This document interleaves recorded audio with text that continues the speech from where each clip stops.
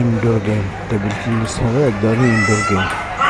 আমাদের দেশে table tennis, তারপর লুডো খেলা, এরপর দাবা, তারপর এই ভলিবল, এই জিনিসগুলো হলো ইনডোর গেম। ভলিবল সাধারণত মাঠেও খেলে, তবে ইনডোরেও খেলে কিছু কিছু ভলিবল।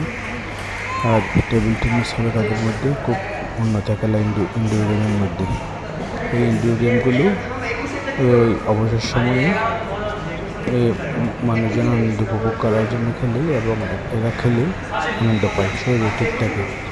তাই ইনডোর গেমের চর্চা করা সব বয়সী মানুষের জন্য অত্যন্ত প্রয়োজন।